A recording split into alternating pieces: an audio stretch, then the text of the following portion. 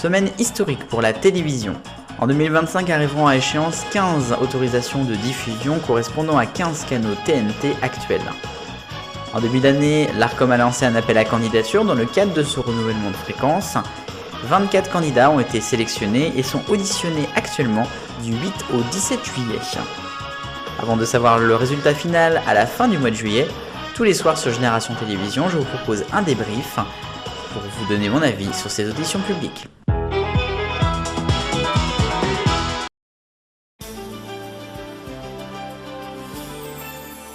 Bonjour à tous, voici donc le débriefing des auditions de ce mardi 9 juillet. D'abord à 9h c'était donc TMC avec cette chaîne historique qui a 70 ans, qui va avoir 70 ans. Une chaîne qui a eu aucune mise en demeure, aucune sanction, je cite. Ils annoncent leur chaîne leader TNT sur les moins de 50 ans depuis plus de 8 ans. Avec bien évidemment le succès de Quotidien, mais aussi de Prime Time ou encore des Mystères de l'amour le week-end. Bon, pour faire simple, ce qu'ils annoncent, c'est un engagement, c'est 55 films de cinéma en prime ou en seconde partie de soirée, au minimum pour la prochaine convention par an. Il y aurait 800 heures d'inédits demandés chaque année. Donc actuellement, on serait autour de 350, si j'ai bien entendu. Donc on serait à un double, même un peu plus du double d'inédits par an. Donc c'est super, je trouve, s'ils tiennent, parce que 800 heures, c'est énorme quand même d'inédits. Alors évidemment, c'est sur toute la grille, pas que sur le prime time, ça peut être aussi en daytime, mais c'est très intéressant de la part de TMC. Bon, ensuite, dans les autres engagements, il y a des rubriques d'éducation aux médias, il y a aussi des programmes inédits sur l'environnement, ils en promettent 2 par an en prime time. Aussi des spectacles, des courts-métrages avec la moitié de ces spectacles et de ces courts-métrages qui seraient incarnés par des femmes au minimum. Et puis aussi de l'audio-description, je vais y arriver. 60 prime time d'audio-description qui seraient proposés par an au minimum, dont 30 inédits. C'est une chaîne premium, c'est vraiment ce qui ressort de TMC toute la journée pour toutes les émissions. On a beaucoup parlé de Quotidien dans cette audition évidemment puisque c'est l'émission phare de la chaîne. Quotidien qui est une émission d'actualité culturelle. Ça a été rappelé par Rodolphe Belmer et par Ara Aprikian. Bon, je suis moyennement d'accord avec ce détail-là, mais bon, pourquoi pas. Une émission d'actualité culturelle et de société aussi, mais en tout cas pas une émission de politique. Bon, là aussi, c'est à revoir. Il n'y aurait que 5 à 7% d'invités politiques dans Quotidien. Bon, là aussi, les invités, je suis d'accord, mais il y a quand même beaucoup de reportages et tout qui tournent autour de l'actualité politique, vous imaginez. Bon, alors pour mon avis sur TMC, bon, très clairement, ça va pas être en danger, à mon avis, pour la chaîne, d'autant plus avec son historique, qui est vrai, est très ancienne, c'est une des plus anciennes de France. À mon avis, il y aura quelques petits changements peut-être dans la convention, donc avec ces histoires d'inédits, mais rien d'autre. Pour moi, TMC resterait sur la TNT. Peut-être un changement de numérotation, qui sait, mais en tout cas, ça resterait bien sur la TNT pour l'instant. Bien, deuxième chaîne à être auditionnée à 10h45, C8. C'est un petit peu le point d'orgue de ce début de semaine d'audition. Tant C8 est décriée et tant elle a été sanctionnée. Une audition qui a été très attendue et je dirais pour vous donner juste un feeling général avant de rentrer dans le détail, je suis pas sûr que tout soit perdu pour C8, très clairement après cette audition. Mais bon, on va revoir ça un petit peu. Alors j'ai pris beaucoup de notes un peu par-ci par-là, donc je vais essayer d'être assez clair. Bon, d'abord, les équipes de C8 n'ont pas arrêté de dire que évidemment c'était une chaîne qui était très dans le direct. Que d'ailleurs son ancien nom c'est Direct 8 évidemment, que c'est pas du tout un robinet à images, que c'est la chaîne qui a le seul JT sous-titré dans William à midi de la TNT, que c'est la seule chaîne qui depuis 2017 propose des émissions ouvertes à tous, avec le vendredi souvent TPMP ouvert à tous, PAF ouvert à tous, que c'est une chaîne qui propose plus de 1000 heures donc de direct par an, et que c'est une chaîne qui pourra être en équilibre financier en 2026 et en très très grosse progression en 2025. Une chaîne qui a de lourdes dettes, hein, l'a rappelé d'ailleurs le président de l'Arcom depuis de nombreuses années. Bon, au sujet des engagements. La chaîne proposera de doubler le JT en langue des signes française encore plus prochainement, hein, toujours donc dans William à midi très possiblement. Il y aurait 30 programmes inédits qui seraient en audio description en prime time, c'est un autre engagement. 70 spectacles, si j'ai bien entendu le nombre. La parité, bien sûr, les coproductions. Bon, ça c'était les petites choses. Et puis surtout, un processus de maîtrise de l'antenne. Et c'est le plus gros engagement, bien évidemment, et c'est celui qui a un peu cristallisé toutes ces auditions. Les équipes de C8 proposeraient à partir de la rentrée de septembre, et donc pour après la nouvelle convention dès 2025, un time delay, notamment pour Touche pas à mon poste, pour cette émission en direct qui fait tant parler. Alors ça serait de l'ordre de 30 à 45 minutes selon l'un des membres de C8. L'autre a dit plus de 15 à 30 minutes, bon on sait pas trop encore, ça risque d'être en grosse discussion avec Cyril Hanouna, parce que Cyril Hanouna est quelqu'un qui affectionne énormément le direct et finalement qui ne fait que ça, hein, le direct c'est sa vie. On a un peu de mal à imaginer TPMP sans être en vrai direct, hein, surtout qu'il a souvent critiqué TMC avec Quotidien qui le fait depuis quasiment le début.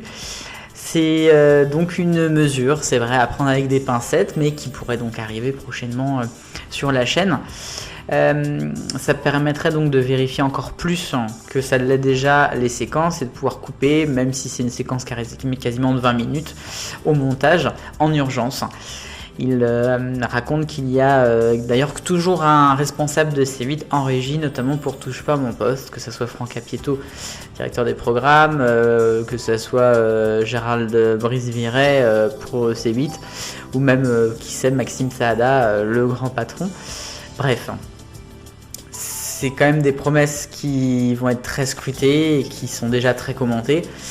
À voir, donc, si Hanouna serait capable de faire ça, de tenir sans le direct. Alors, ils ont avancé qu'ils ont créé une émission face à Hanouna, je crois, le week-end. Là, on en a parlé dans le TV 168.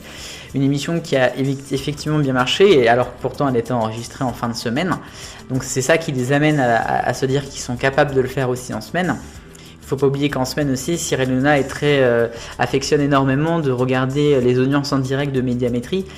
Et de pouvoir, parce que lui il y a accès en direct, de pouvoir orienter ou pas certains moments de son talk show, plus d'un côté ou plus de l'autre en fonction de comment est l'audience.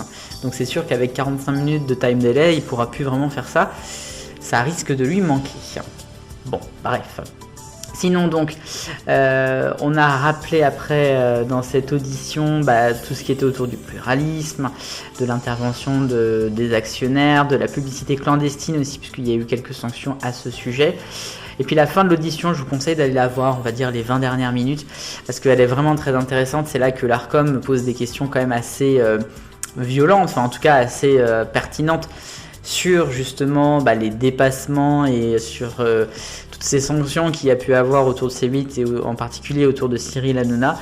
Le président de l'Arcom, Roch-Olivier Mestre, a rappelé d'ailleurs qu'il y avait quand même 7 millions d'euros en tout qui ont été donnés par le groupe Canal+ de sanctions. Et que la chaîne ensuite qui a eu le plus de sanctions n'avait donné que 300 000 euros. 7 millions d'euros, c'est étalé sur une dizaine d'années, puisque les premières sanctions datent de 2017. Voilà, donc bon, qu'est-ce que vous voulez que je vous dise pour un débrief ? C'est une chaîne évidemment qui est très particulière et qui fait énormément parler. Je ne sais pas si elle va être gardée ou pas. Il y a pas mal de sujets là-dessus. Moi je vous dis, c'est pas totalement perdu à mon sens. Ils se sont un petit peu bien défendus, même si sur la question des sanctions c'est un peu bancal. Mais ils ont quand même rappelé quelque chose qui n'est pas totalement débile, c'est qu'effectivement C8 n'est pas un robinet à images. Il se passe des choses sur C8, alors que d'autres chaînes comme Énergie 12, Chérie 25, TF1, Série Film dorment derrière et qui ne servent à rien. Voilà mon avis.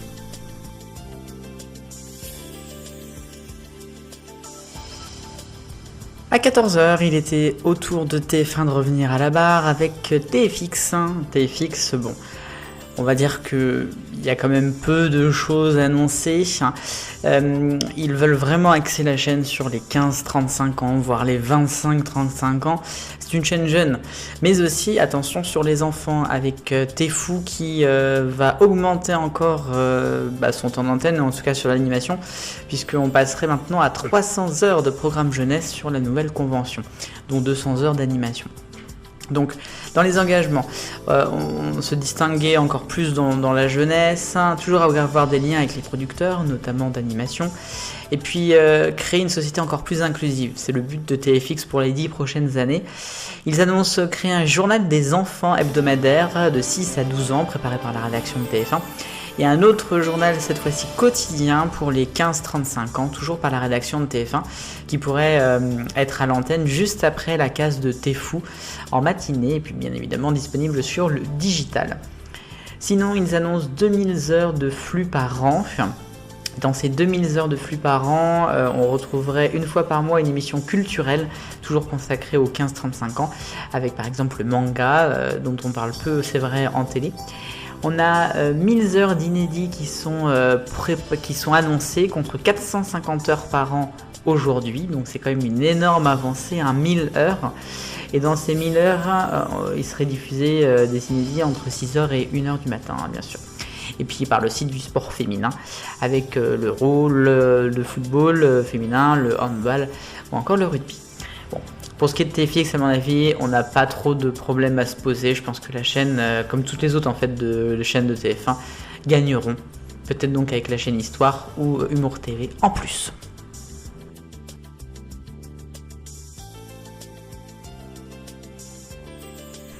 Et puis à 15h45, enfin, c'est la fin des auditions du groupe TF1, il y avait LCI.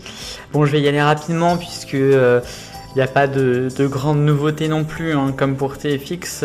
Pour LCI, il rappelle quand même le groupe TF1 que c'est la première chaîne info depuis 1994, je l'ai déjà dit, elle a fêté ses 30 ans il y a quelques jours.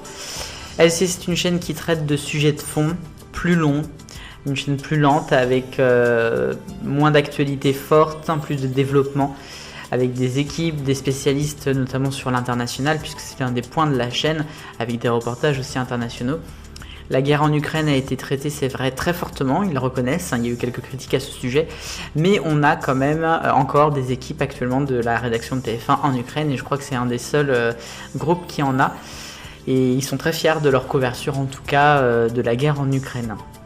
C'est LCI qui a changé quand même beaucoup niveau audience, puisqu'elle est passée de la TNT payante en 2016 à 8 ans plus tard une chaîne info incontournable, c'est vrai, à presque parfois 2% de part de marché.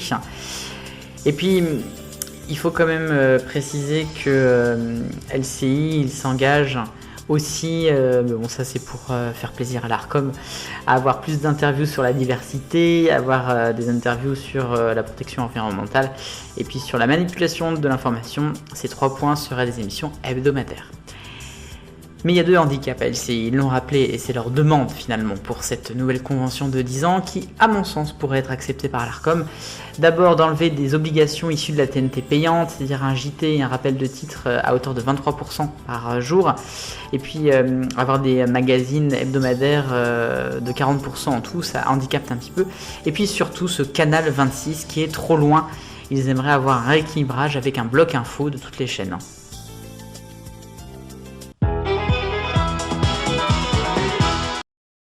Bon, après cette journée très importante, il nous faut bien une pause. Pas d'audition demain mercredi, alors rendez-vous jeudi dès 9h avec l'audition de Canal+ Cinéma. Puis 10h45 celle de W9, 14h Canal+, La Mer et BATV pour 15h45. Vive le bonheur, mettez vos amis en Torah.